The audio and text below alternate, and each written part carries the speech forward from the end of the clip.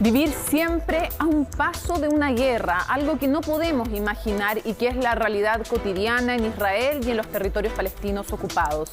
En estos días es más evidente tras una escalada de violencia que ya le ha costado la vida a alrededor de 60 personas, ha dejado cientos de heridos y podría llevar a un conflicto a gran escala, según palabras de los dirigentes de la ONU. No es uno, son varios los factores de la tensión que se vive en estos días. La suspensión de las por año en pausa elecciones palestinas, las restricciones a los desplazamientos en Jerusalén durante el mes sagrado para los musulmanes, el mes de Ramadán, y también la amenaza de un fallo que determinaría la suerte de un grupo de familias palestinas en Jerusalén Este. Porque no son solo Gaza y Cisjordania, Jerusalén siempre ha estado también en el centro de este conflicto, irrenunciable ciudad para judíos y palestinos. Con un Benjamín Netanyahu acusado por los juicios de corrupción y sin lograr esta vez formar gobierno después de 4 elecciones consecutivas en 2 años y medio, y con un Mahmoud Abbas que no ha renovado en 15 años un mandato para dirigir la ANP, no parecen ser líderes, porque el líder es el que juega limpio y no teme a la democracia. Es quien sabe que puede tener la fuerza, pero no por eso necesariamente la razón. Líder es quien renuncia a ese status quo que le asegura mantenerse en el poder, pero hace sufrir a su pueblo. En este conflicto en Medio Oriente, que todo sigue igual es sinónimo de que todo vaya peor, porque no puede ser de otra forma cuando se nace y muere en ambos bandos viviendo con miedo, porque los palestinos sufren la impotencia de un país ocupado, porque esa no es vida para niños que no tienen infancia. Comienza Conexión Global.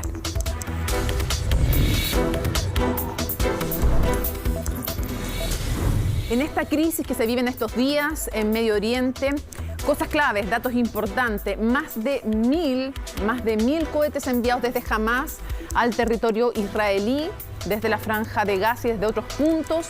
También ha dado a conocer Benjamín Netanyahu que, según él, Israel ha asesinado a los principales comandantes de Hamas y a los encargados de acciones operativas. Además, Joe Biden ha anunciado el envío de un encargado especial tratando de desescalar la violencia para el conflicto entre Israel y los palestinos. Son parte de las informaciones, pero para eso hay que ir a un mapa y ver cuál es el contexto y ver algo muy importante y muy relevante. Lo primero que quiero explicarles, ustedes ven a Israel, y dentro de Israel están los que, y esto es denominación internacional según los acuerdos internacionales, según Naciones Unidas, lo que son los territorios palestinos ocupados. Son 2. Por un lado está la Franja de Gaza, donde tiene el poder Hamas, un poder entre comillas, pero poder, y al fin y al cabo esa es en el fondo el grupo palestino que gobierna y que ganó las elecciones del 2005, las parlamentarias, pero no tiene el título propiamente tal, pero es el quien controla el territorio en definitiva, no las fronteras, por supuesto. Ahí está la Franja de Gaza, entonces, donde no hay asentamientos porque se retiraron los asentamientos con gran polémica desde ese lugar. Y luego está Cisjordania. Cisjordania es el otro territorio palestino donde sí hay asentamientos. Ahí está todo el tema y todo el conflicto respecto de los colonos judíos, como también en esta ciudad clave que es Jerusalén.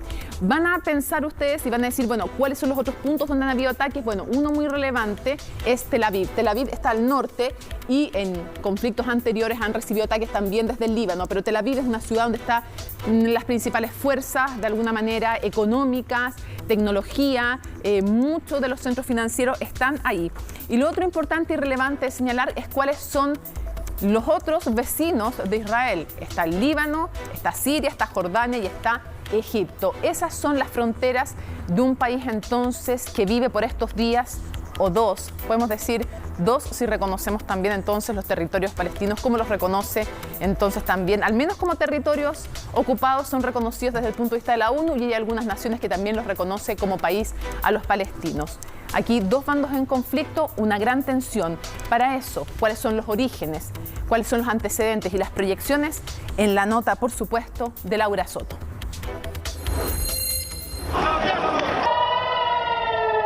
Son imágenes que no se veían en años en Medio Oriente y que muestran que el conflicto de hoy en día podría terminar en una guerra a gran escala. Protestas, enfrentamientos, atropellos y esta semana el lanzamiento de misiles y cohetes elevaron al máximo la tensión entre palestinos e israelíes. Era en los últimos días del Ramadán, la celebración más sagrada del Islam, cuando estallaron los choques. El epicentro fue Jerusalén, donde miles de palestinos acudieron a la explanada de las mezquitas para el rezo. Pero las jornadas terminaron así, con fuertes enfrentamientos con la policía israelí. El desalojo de familias palestinas en el este de la ciudad vieja por parte de colonos judíos fue la chispa que encendió la actual crisis.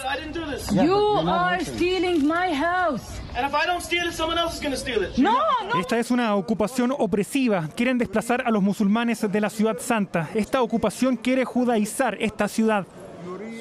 Esas acciones son ilegales según el derecho internacional humanitario y solo sirven para alimentar las tensiones. La fuerte presencia de las fuerzas de seguridad de Israel en la mezquita de Al-Aqsa en Jerusalén fue otro motivo de la indignación palestina. Hay una clara intención de detener a los fieles, hay una intención de causar problemas. Este lunes el conflicto escaló de forma dramática. El movimiento islamita Hamas, que controla la franja, dio un ultimátum al gobierno de Benjamín Netanyahu para que retirara a los efectivos en Al-Aqsa. Israel no lo hizo, por lo que el grupo palestino inició el lanzamiento de cohetes. La respuesta de Israel fue inmediata, con un bombardeo sobre Gaza que dejó varios muertos, entre ellos una decena de niños. Los niños de 8 meses fueron asesinados. ¿Qué culpa tienen estos niños? No toleraremos daños a nuestro territorio, a nuestra capital, a nuestros ciudadanos ni a nuestros soldados. El que nos ataca pagará un precio muy alto. Desde entonces las hostilidades no han cesado. Escuelas, hospitales y edificios destruidos en Gaza, mientras el poderoso y desarrollado escudo antimisiles de Israel ha interceptado la mayoría de los cientos de cohetes lanzados por Hamas. Los cielos iluminados y el sonido de las sirenas han marcado los días en varias ciudades israelíes, incluida la capital Tel Aviv, que este martes fue el blanco principal de los ataques desde Gaza. Hamas y la yihad pagarán, y les digo aquí que pagarán un precio muy alto por su beligerancia. Israel está cometiendo crímenes de guerra en Gaza y estamos llevando a cabo contactos internacionales para detener la agresión. Mis expectativas son que esto se va a cerrar pronto, pero Israel tiene el derecho de defenderse cuando tiene cientos de misiles volando en su territorio.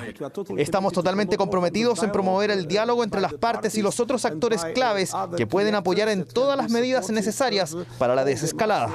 Netanyahu advirtió que el actual conflicto podría extenderse por días. Un nuevo problema que suma al primer ministro en funciones, protagonista de un limbo político en Israel.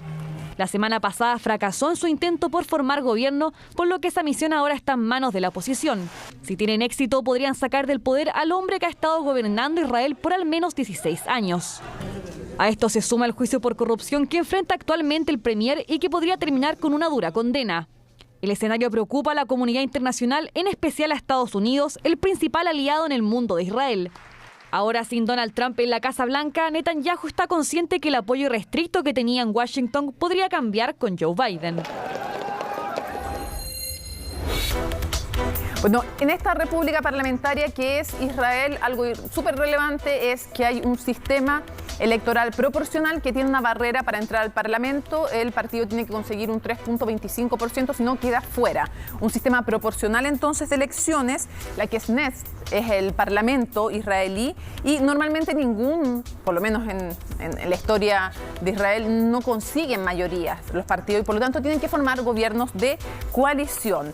Un voto entonces por ciudadano, votan directamente por un representante, ese representante entonces si logra ser electo llega al Parlamento y ahí se arman las coaliciones entre los distintos partidos. ¿Cómo fue la última elección? Porque ojo, hay 4 elecciones y no se consigue todavía formar gobierno. El primer ministro Benjamín Netanyahu no ha logrado hacer alianzas suficientes para tener los votos requeridos para conformar gobierno. Pero vamos a ver qué pasó en la última de las elecciones. ¿Cómo quedó conformado este Parlamento que tiene 120 votos? Bueno, lo más relevante es, claro, el Likud se mantiene como la principal fuerza con 30 bancas, pero eso no le basta para llegar a formar gobierno y por lo tanto intentó con otras coaliciones y con otros partidos hacer de alguna manera un intento por formar gobierno. No le fue bien, fracasó en el tiempo que tenía y como fracasó en ese tiempo que tenía, que el límite que poseía para llegar a aquello era el 4 de mayo, entonces es el turno, según dice el presidente Reuven Rivlin,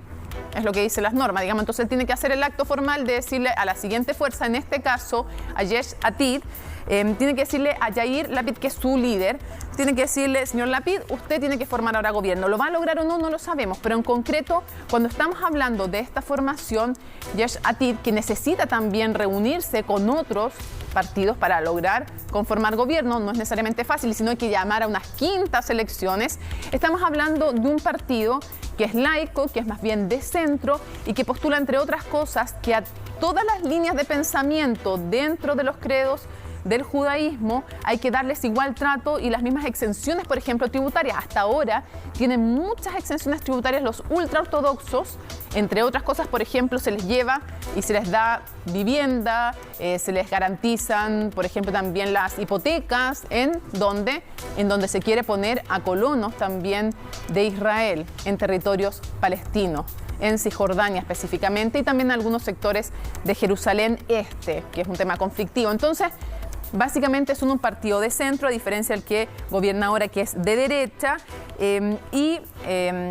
son una agrupación que fue fundada en el 2012 por este político israelí, laicista, centrista, hijo de otro famoso político también israelí, que es la segunda fuerza ahora política tras las elecciones de 2013. Fueron la segunda, después quedaron cuartos en otra oportunidad y nuevamente ahora entonces están segundos. ¿Se logra o no se logra finalmente conformar este nuevo gobierno? Se llama quintas elecciones, aún no lo sabemos, pero queremos profundizar sobre estos días conflictivos que está viviendo justamente Israel, que están viviendo judíos y palestinos, y para eso vamos a tomar contacto con una chilena, con la vicepresidenta de la comunidad chilena en Israel, también periodista, con Sivan Gobrin. Muchísimas gracias por acompañarnos en Conexión Global.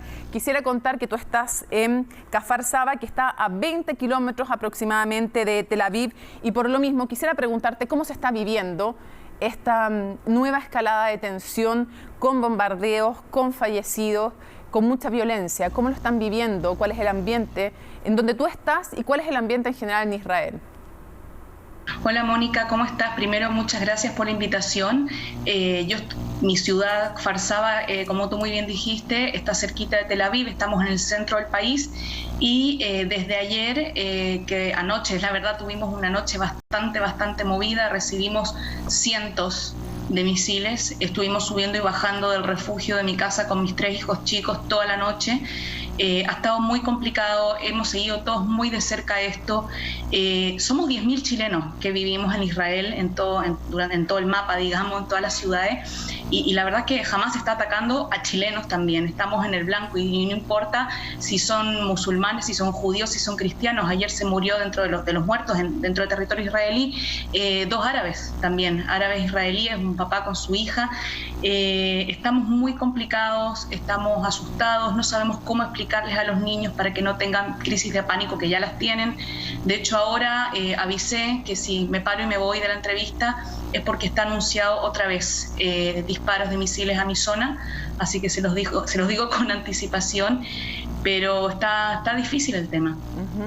Ahora, es una realidad durísima también para palestinos que están viviendo, también hay niños palestinos que están con esos mismos ataques de pánico que tú nos describes, que están viviendo en Israel. Y quisiera, antes de entrar al conflicto, me gustaría que nos ayudaras a perfilar otra cosa. ¿Cuál es la importancia, más allá de este conflicto de Tel Aviv?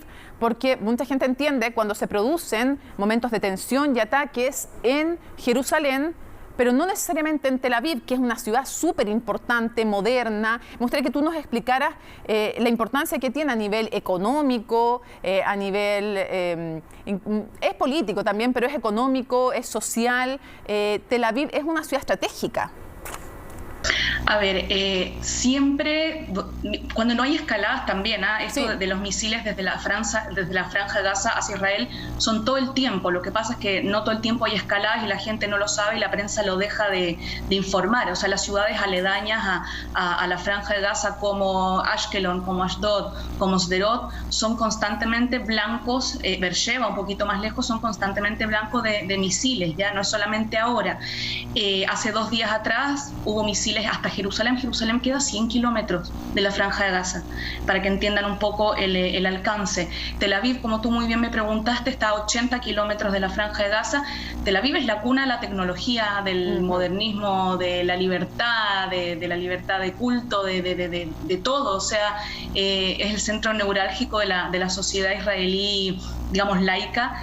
Y obviamente que los misiles lleguen hasta Tel Aviv y hasta Jerusalén también, que es la capital, es súper complicado. Y con lo que respecto que tú me comentas de los niños palestinos, obviamente que nadie quiere que nadie tenga crisis de pánico, pero la diferencia es que Israel tiene como objetivo disparar y bombardear puntos estratégicos terroristas de Hamas y de la yihad islámica.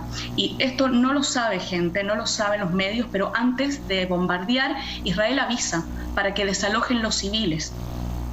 ¿Ok? ¿Y qué es lo que pasa? Ellos buscan puntos, como tú también dijiste en la presentación, terroristas, cabezas de las células terroristas para eliminarlas, pero jamás el objetivo de Israel han sido los civiles. En cambio, Hamas, cuando apunta hacia Israel, no es que apuntan a bases militares o a puntos del gobierno, sino que apuntan a civiles. Entonces ahí está la diferencia. Ahora, Sivan, la idea es que tú des tu punto de vista, también vamos a tener personas que desde la perspectiva de los palestinos dan su punto de vista, y voy a hacer lo mismo con ambos, que es poner siempre sobre la mesa lo que piensa el otro lado. Hay muchos que dicen que no es así, que hay muchos daños colaterales y más que eso, que hay matanzas indiscriminadas también a población civil palestina, y que ellos sí buscan objetivos preferentemente militares. Yo sé que tú no concuerdas con eso, pero me parece de justicia que vean los dos puntos de vista. Lo mismo haremos cuando conversemos con alguien desde el punto de vista de los palestinos. Yo quisiera preguntarte por tres temas. Hay tres temas que están ahora como, bueno, hay muchas más causas, lo sabemos, hay muchas causas más profundas, pero hay tres recientes puntos de tensión respecto de lo que ha ocurrido en estos días, no del conflicto en sí, que es mucho más profundo, te lo decía. Uno de los temas, para que partamos con uno, es las restricciones que hubo al desplazamiento de la población palestina en los días del mes sagrado de Ramadán. Y ahí hubo también entonces enfrentamientos muy fuertes, ellos se sintieron muy vulnerados, hubo denuncias también de maltrato, de que no los dejaban ir a sus lugares, porque hay que explicarle a la gente que en Jerusalén hay lugares sagrados muy importantes para cristianos, para también los judíos, para musulmanes. O sea, es un centro religioso, espiritual muy importante para tres religiones monoteístas. Entonces, quisiera preguntarte cómo ves tú ese primer punto. Sí, con respecto a lo que tú hablas de las restricciones para Ramadán, hay que también explicarle a la gente que la policía es la encargada de que la libertad de culto, porque Israel es un país donde hay libertad de culto, se logre, se lleve a cabo. ¿Qué pasó en Ramadán? Ramadán empezó el 12 de abril y lo que se hizo por un tema también de restricciones de corona, no se olviden, ya que estamos en eso también, lo que se hizo fue ordenar la entrada a la puerta de Damasco, que es una de las puertas del barrio musulmán en la ciudad vieja Jerusalén, que es por donde entran los feligreses a rezar a la mezquita, a la explanada de las mezquitas. Y lo que pasó que dentro de los grupos y de las masas de gente que entró a rezar, hubo células, pequeños grupos extremos que empezaron a avivar, digamos, y a calentar el ambiente porque no estaban de acuerdo que la policía israelí estuviera cuidando la entrada. No es que no los dejaron entrar, sí los dejaron entrar, pero con restricciones. Uno, por el corona, y dos, por un tema también de seguridad de los que estaban yendo a rezar. Ahora, no nos olvidemos que la Autoridad Nacional Palestina, en su medio de comunicación, estaba incitando al odio, estaban llamando a derramar sangre por Jerusalén. Hamas, por el otro lado, que son el grupo terrorista islámico que controla la Franja de Gaza, también estaban llamando a derramar sangre por Jerusalén. Las no elecciones de la Autoridad Nacional Palestina que iban a ser ahora en mayo, y Abbas las canceló porque sabía que iba a perder, que ahora está muy callado Abbas. Avivaron mucho el fuego, y estos pequeños grupos dentro de los feligreses empezaron a incitar al odio y empezaron a tirar piedra y a pelearse y a pegarle a los policías que los estaban cuidando, Sí. Y ahí se empezó a avivar, llegaron también judíos ortodoxos que están por la zona, se empezaron a pelear entre ellos, y también hubo misiles desde Gaza a el sur. Hace 2 semanas atrás hubo 40 misiles, o sea, habían varios puntos, varios focos de violencia. ¿Qué responsabilidad le atribuyes tú al gobierno de Israel o a Benjamín Netanyahu en este conflicto? ¿Qué crítica le harías tú? Mira, a todo lo que está pasando ahora, yo creo que son muchos años de conformarse con tener silencio por parte de un grupo terrorista. O sea, ¿por qué hay que negociar con terroristas? Se negocia con las autoridades. Abbas es el presidente de la Autoridad Nacional Palestina. Él tiene toda la autoridad para los territorios A y B de Cisjordania. Tienen nacionalidad. O sea, ¿por qué de repente sacarle la atribución a los palestinos de gobernarse a sí mismos? Está en los acuerdos de Oslo de 1993, donde ellos tienen plena autoridad y autonomía para gobernarse y plena responsabilidad por ellos mismos. Entonces, Netanyahu obviamente en los últimos años, dame un segundo, antes de en los últimos años de su gobierno, siempre ha negociado con Hamas para que nosotros podamos tener silencio y poder vivir en paz, pero no se ha solucionado el problema del terrorismo con Hamas. Para cerrar, pues se nos acabó el tiempo. ¿Tú eres o no partidaria, puedes decir que sí o que no, de que haya finalmente una nación palestina conviviendo con la nación de Israel? Por supuesto que sí, todos queremos la solución de 2 estados. Israel también quiere la solución de 2 estados. No todos, pero no todos en Israel, ni todos en la mayoría del gobierno sí, salvo partidos de extrema derecha, queremos tener en paz, queremos una solución de 2 estados con fronteras seguras, para ambos, donde podamos vivir en paz, donde cada uno pueda autogobernarse y no tener problemas como estos, no tener grupos terroristas que se tomen de facto, que no haya ni siquiera elecciones hace 16 años, o sea, viven en una dictadura los de la Autoridad Nacional Palestina hace mucho tiempo. Todos queremos vivir en paz, que se nos reconozca, porque por ahora, ¿por qué no se han avanzado en las negociaciones? Porque los palestinos no reconocen la legitimidad del Estado de Israel a existir. Cuando lo hagan, como lo hicieron Emiratos Árabes o Bahrein en los acuerdos de Abraham, la cosa va a avanzar sola, pero mientras ellos no reconozcan que nosotros también podemos existir al lado de ellos, no va a haber acuerdo. Y nosotros sí creemos en la solución de 2 estados. Si van, del otro lado dirían que es mucho más complejo que aquello. Vamos a seguir profundizando en este tema, vamos a estar más adelante. Espero que al otro lado también les den los argumentos que te estoy dando yo. Por supuesto, y no solamente como siempre hacemos aquí. Así que quiero agradecerte que nos hayas acompañado, por eso hemos querido además tenerte a ti con nosotros. Queremos que ambos puntos de vista se expresen más adelante. Además vamos a estar con el exministro de Relaciones Exteriores de Israel, Shlomo Ben-Ami, va a estar con nosotros también, así que vamos a seguir profundizando en este tema. Muchas gracias por habernos acompañado. Gracias a ti, Mónica. Nos vamos entonces a la pausa y volvemos con mucha más información.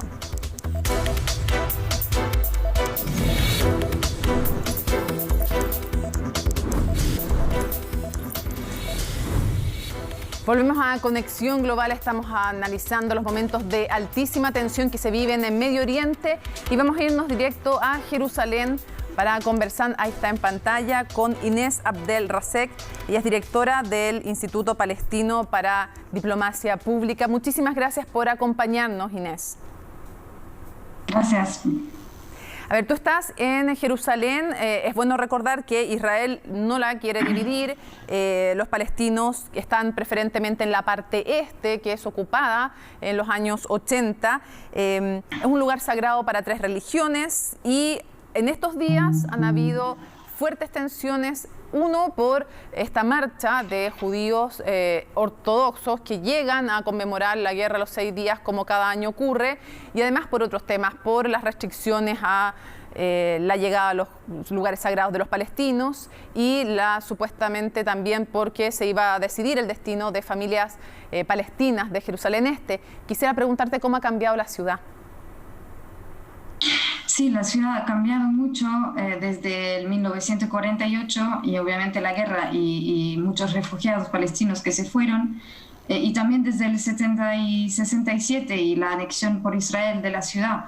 Y realmente hoy en día lo que vemos es que la ciudad está controlada por los israelíes, no hay presencia palestina oficial en la ciudad. Entonces lo que pasa es que la policía y los servicios de seguridad, de ocupación, están ahí para proteger a los judíos israelíes y a los colonos, y realmente los palestinos están vistos como una amenaza de seguridad y demográfica, y esto obviamente en las últimas semanas vimos marchas de colonos que llamaban a muerte a los árabes y que marcharon ahora sobre lo que llaman reunificación de Israel y la anexión, en realidad decir echar a los árabes de la ciudad, y todo eso está apoyado por los políticos, por la municipalidad de Jerusalén, el alcalde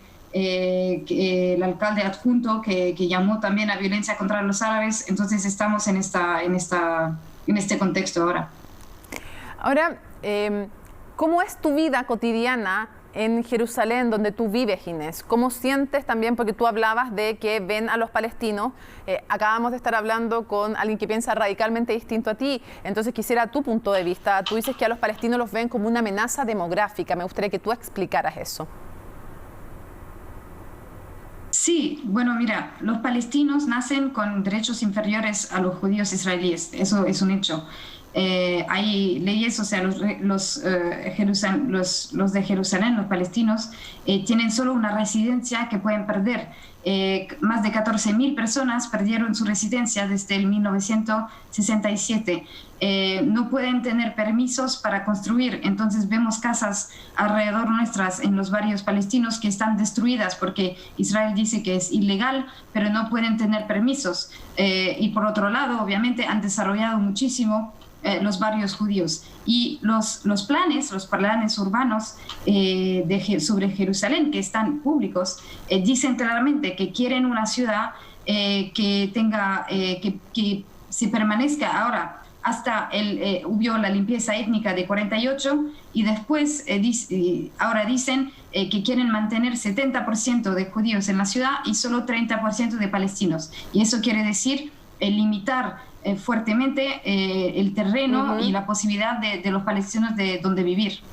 Inés, tú vas normalmente a Cisjordania, que es donde, por decirlo de alguna manera, gobierna la Autoridad Nacional Palestina. Ahí sí, a diferencia de la Franja de Gaza, en Cisjordania sí hay colonos, y ahí se centra probablemente el principal foco de tensión respecto de los colonos judíos en territorios palestinos ocupados, que es la denominación internacional la que estoy ocupando. Quisiera preguntarte cómo se ve la tensión y cómo ves tú también la política del Estado de Israel respecto de los asentamientos, cómo se vive la tensión ahí.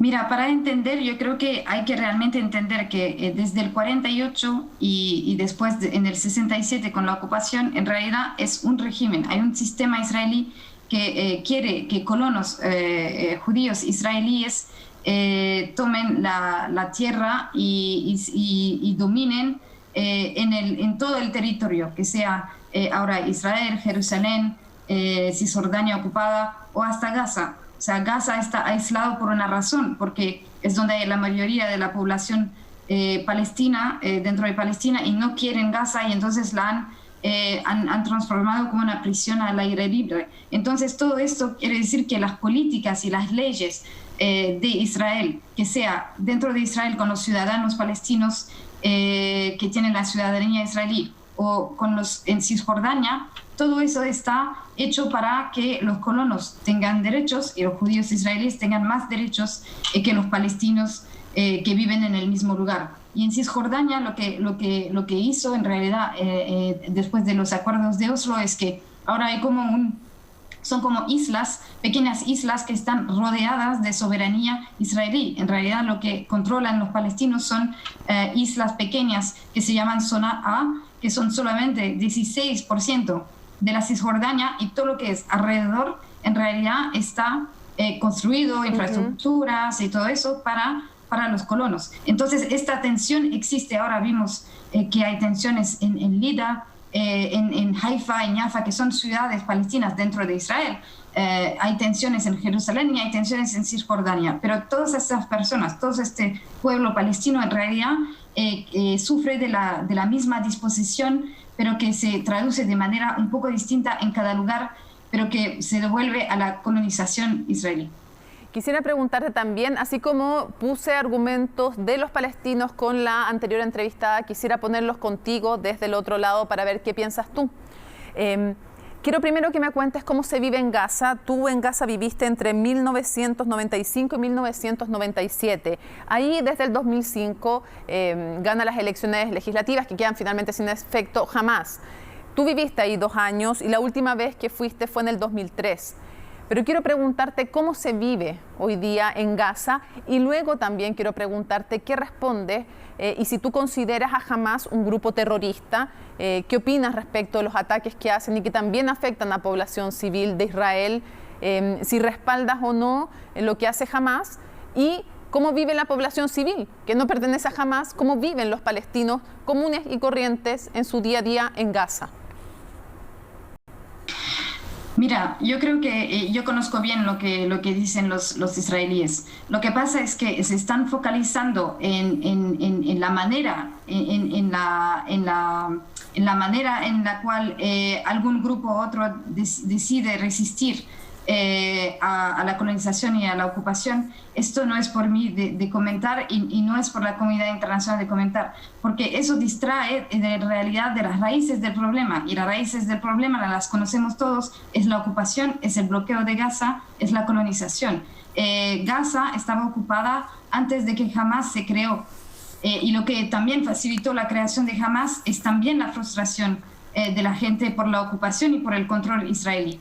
Entonces, el problema que distrae de realmente mirar al problema central que permanece la ocupación y realmente el bloqueo de Gaza, que desde 13 años hay que mirar que se imaginen que durante la pandemia alguna gente por todo el mundo tuvo que quedarse en casa. Pues imagínense quedarse encerrados en un territorio súper pequeño, sin agua, sin electricidad, bombardeos, 3 guerras, con miles de personas que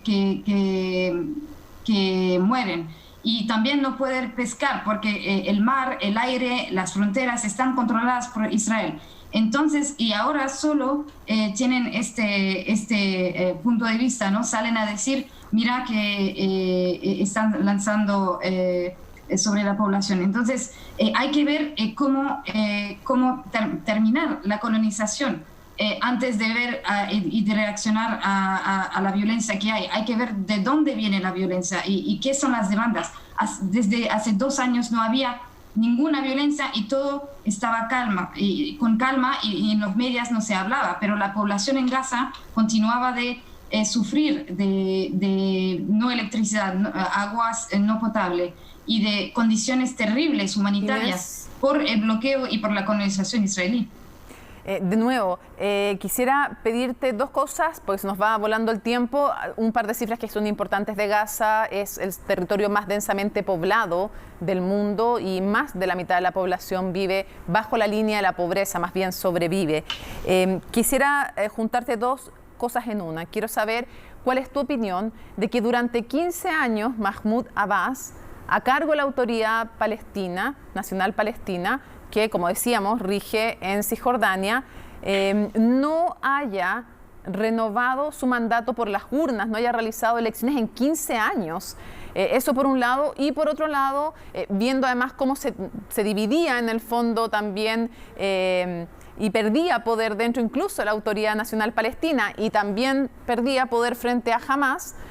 Allá de nuevo, cuando Israel dice, no vamos a dejar, dice ya, ok, vamos a hacer elecciones, dice Mahmoud Abbas, después de 15 años sin realizarlas, vamos a hacer elecciones. Israel dice, no pueden votar los palestinos de Jerusalén Este, y Mahmoud Abbas suspende las elecciones para todos los palestinos. Quiero saber qué te parece eso, qué te parece que durante 15 años no se hayan hecho elecciones, y de nuevo, si Hamás merece o no gobernar y si lo consideras o no un grupo terrorista. Mira, seguramente los palestinos quieren renuevo de su liderazgo, esto está seguro, pero también hay que ver que la autoridad palestina no es soberana, no es un Estado. Entonces lo que pasa es que el sistema de Oslo creó la autoridad palestina, que realmente está dependiente de Israel, y ahora necesitamos elecciones, eso es verdad, pero por años la sociedad palestina y el sistema político se ha completamente quebrado, fragmentado. No podemos ir a Gaza. Yo puedo ir a Cisjordania, pero la mayoría de mis amigos de Cisjordania no pueden ir a Jerusalén porque hay checkpoints, porque se necesita permiso israelí. Entonces, la sociedad y el sistema político está muy fragmentado. Pero seguramente lo que vimos en las protestas populares ahora, de resistencia popular en Jerusalén, en Cisjordania, dentro de las ciudades palestinas en Israel, todo eso son solamente gente que dice que quiere ser libre, que quiere solo derechos fundamentales. Al final, la gente quiere su libertad y sus derechos fundamentales. Y seguramente la autoridad palestina, el liderazgo, tiene que cambiar, pero el tema es que claramente no haremos elecciones sin Jerusalén y Israel no tiene interés a las elecciones. Entonces, Israel dice, mira, han cancelado las elecciones, pero en realidad es también políticamente bastante bueno para ellos. Y el Hamas han jugado el juego de las elecciones, han dicho y han asegurado que iban a respetar las altas al fuego, los acuerdos existentes, todo eso lo han asegurado. Y solo es ahora que han reaccionado por las provocaciones en Jerusalén y todo eso, porque no han abandonado la resistencia armada, y es en reacción a lo de Israel. Pero obviamente esto sirve también a Israel políticamente.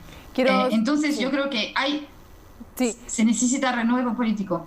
Tú dices, sí, se necesita renovar la Autoridad Nacional Palestina. Quiero cerrar brevemente, si me pudieras en un concepto decir, ¿tú crees que esta escalada actual va a llegar a ser una guerra frontal?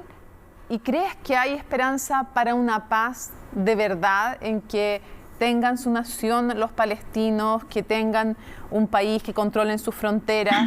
Quiero saber qué piensas de este conflicto y si hay esperanza o no para la paz. Yo diré que no habrá paz sin justicia y sin derechos. Y eso es el problema. No hablamos de pro-Israel o pro-palestinos. No es así. Es o somos pro-apartheid y colonización, o somos pro-derechos humanos y derechos iguales y libertad para los pueblos. Y eso es donde hay que mirar. Y entonces la comunidad internacional lo que tiene que hacer es claramente dar por responsable y actuar por las violaciones desde décadas de Israel al derecho internacional, a los derechos humanos. Y lo único es que, como lo presentan como dos partidos que tienen que entenderse, nunca hay acciones y se ponen responsabilidades de los dos lados, pero ya conocemos la realidad. Hay que apagar y parar el apartheid, la colonización, y solamente cuando Israel realmente tendrá un coste internacional a su sistema, quizás cambiarán las cosas. Y quisiéramos ver justamente que se respeten los derechos humanos y quisiéramos ver que se respeten también las numerosas resoluciones internacionales. Me hago cargo yo porque es una opinión mía particular, que se respeten las resoluciones internacionales que reconocen el derecho al autogobierno de los palestinos en Gaza y en Cisjordania. También les piden que obviamente que sea en paz, que cesen los ataques. Y en Jerusalén sí, también, y el derecho del retorno a los refugiados también. Sí. Absolutamente, y que también se termine el terrorismo. Eso también es importante. Cualquier tipo de terrorismo también es inviable para que coexistan dos países. Eso también me hago cargo, es mi opinión, cuando califico el terrorismo como tal. Muchas gracias, Inés. Quiero agradecerte que nos hayas acompañado desde Jerusalén. Sabemos que son días complejos y nada, agradecerte que nos hayas acompañado. Gracias. Gracias por invitarme. Vamos a seguir profundizando en este tema, en esta crisis en Medio Oriente, con visiones tan irreconciliables como las que hemos escuchado, y vamos a conversar ahora con el exministro de Israel. Justamente desde ese país nos acompaña Shlomo Ben-Ami. Muchísimas gracias por acompañarnos. Sí, hola, buenas tardes. Muy buenas tardes. Quisiera primero preguntarle cuál es su opinión respecto de la actual crisis que se está viviendo en este conflicto. Si usted cree que esta escalada de violencia puede llegar a ser una guerra, un conflicto ya de otras dimensiones, como lo decía el secretario ejecutivo de la ONU, como decía que temía que podría ocurrir, ¿o usted cree que se va a lograr desescalar en los próximos días o en las próximas semanas la tensión que hemos presenciado? Bueno, es muy difícil darle una respuesta definitiva, ¿no? Porque este tipo de situaciones tiene su lógica y su dinámica.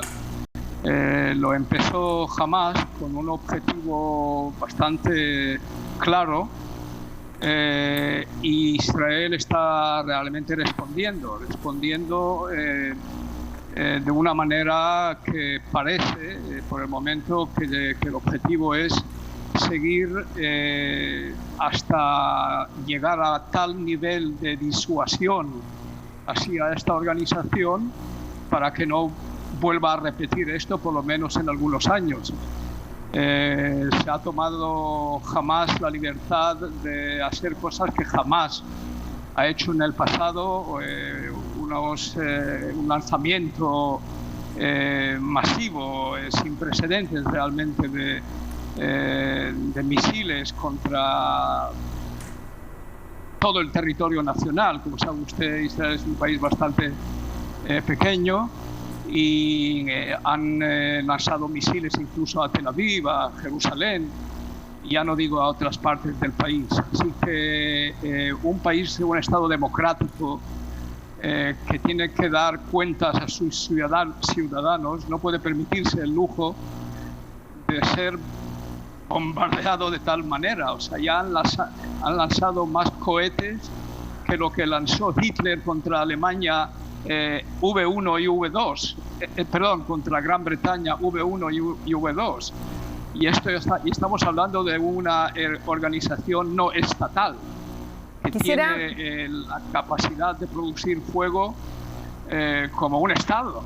Sí. Por lo tanto, Israel no puede permitirse el lujo de dejar esto que se repita cada 2 o 3 años. Lo que parece está intentado el actual gobierno es darles el golpe lo suficientemente duro para que haya una disuasión hacia el futuro. Quisiera preguntarle si es posible la paz, una paz duradera, una paz en que existan, en que los palestinos puedan tener su nación, ser dueños de sus fronteras, de su futuro, de sus recursos. Y en ese sentido quiero preguntarle cuál es la crítica que usted le haría a Benjamín Netanyahu como líder. Bueno, pues muchas, ¿no? Algunas no relacionadas con el conflicto actual, ¿no? Netanyahu ha sido primer ministro durante 12 largos años. De hecho, anteriormente tenía ya 3 años, o sea, es que es primer ministro 15 años y no ha sabido desarrollar relaciones con la autoridad palestina, abrir negociaciones de paz que posiblemente no podrían conducir a un acuerdo. Yo no creo que se pueda llegar a un acuerdo, pero se puede mitigar la dureza del conflicto, se pueden crear condiciones para que en alguna ocasión futura a lo mejor se crean las circunstancias para una paz más duradera. Y eso no lo ha hecho realmente. Ha hecho todo lo contrario. Realmente Netanyahu ha cultivado a Hamás, paradójicamente. Él, desde el momento, yo creo que diría yo, por ahí del 2014, 2015, después de que terminó su último intento de negociar con el presidente palestino Abbas, 2014 o 2015, él ya empezó a ser una especie de divide et impera, de dividir a los palestinos de Cisjordania con aquellos de Gaza, una división que existía de por sí por la rivalidad entre Hamás y la OLP de Mahmoud Abbas. Pero Netanyahu estaba interesado en esa división porque el enfrentamiento con Hamás o la existencia de un Estado tiránico islamista en Gaza servía el interés del primer ministro de eliminar la opción de negociaciones, porque siempre podría decir, ok, aquí tenemos el problema con una organización terrorista, fanática, con la que nunca se puede llegar a un acuerdo. Así que era como si a él le interesaban no la solución de 2 estados, sino más bien la solución de 3 estados. Israel, Gaza, porque prácticamente Gaza es un estado independiente, tiene todos los atributos de un estado. Y el tercer estado sería el Cisjordania, ¿no? Cisjordania bajo la tutela de alguna manera de Israel. Ese es, yo creo, el error estratégico mayor en la cuestión palestina. No creo que al público le interese mi crítica en la cuestión de la política económica de Netanyahu, la política social, etcétera. Sí. En plan palestino, esa es, en mi opinión, ese es su mayor error estratégico. ¿Sabe qué sí nos interesa? Porque se une una cosa con otra. Cuando un primer ministro no logra en 4 elecciones, en 2 años y medio, conformar gobierno, me refiero a Benjamín Netanyahu, obviamente, uno se pregunta también si qué razón hay para no llevar adelante estas políticas que usted decía podrían haber mitigado el conflicto o podrían haber de alguna manera creado condiciones para que en un futuro se lograra la paz. Uno se pregunta cuánto de las acusaciones de corrupción en contra de Netanyahu, cuánto de lo que no ha funcionado en política económica, por ejemplo, tienen que ver con azuzar el conflicto con los palestinos. En palabras suyas, usted decía, ha hecho lo contrario, ha azuzado a Hamás. Sí, aún así, las paradojas de la situación israelí son tales que el proceso de paz con los palestinos verdaderamente no es un tema electoral. Aquí la cuestión palestina ha sido relegada al lado oscuro de la luna y no interesa al público siempre cuando no hay un conflicto violento y armado. Así que esa no es de ninguna manera la razón por la cual... ¿Y por qué entonces no trabaja en ese tema? ¿Por qué al contrario? ¿Por qué hace esta estrategia que usted denomina como dividir para conquistar? ¿Por qué tratar de azuzar y darle más fuerza a Hamás, que es lo que no debiera haber hecho, lo que ustedes mismos desde el Partido Laborista criticaron en su momento? Al contrario, dijeron hay que darle fuerza a los que estén por la paz. ¿Por qué? Sí, pero lo que le estoy explicando es, usted me preguntaba por qué fracasó en las elecciones. Y yo le contesto que no tiene nada que ver con el problema palestino porque el público israelí está realmente cansado de todos los intentos de llegar a la paz con los palestinos. Ha habido gobiernos en el pasado que han hecho propuestas muy generosas y los palestinos no lo han aceptado. Por lo tanto, hay un cansancio en la opinión pública con el intento de llegar a una paz negociada con los palestinos y no achacan realmente al primer ministro. Yo sí lo hago personalmente, pero digamos el público en general, el electorado en general, no le achaca a él esa responsabilidad porque Netanyahu puede contestar. Digamos, si alguna persona como yo le dice ¿por qué no intenta de hacer la paz con los palestinos? Pues su respuesta sería: ¿cree usted de verdad que yo puedo proponer más de lo que ustedes habíais propuesto y los palestinos se negaron a aceptar la propuesta?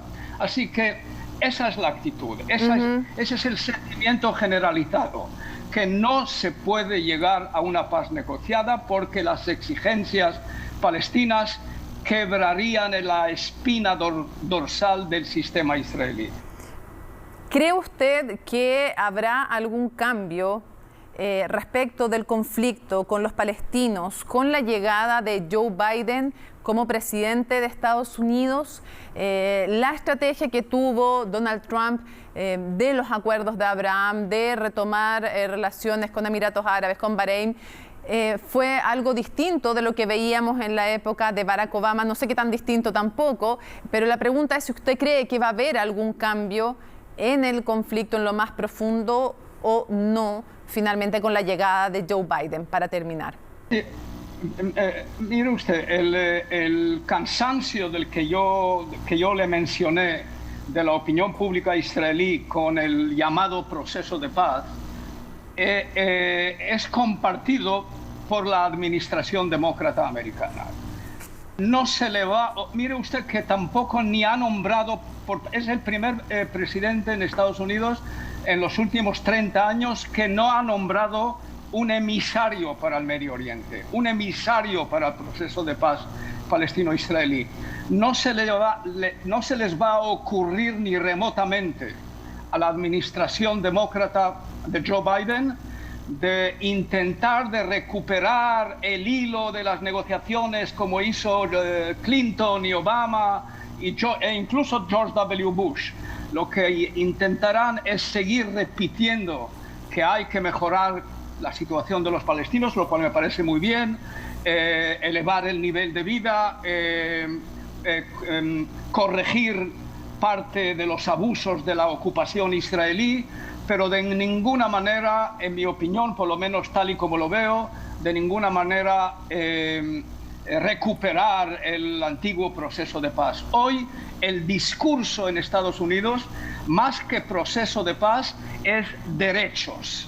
Intentar de mejorar los derechos, el espacio de vida de los palestinos, más que recuperar el proceso de paz, porque ni ellos ni los israelíes creen que eso puede producir resultados.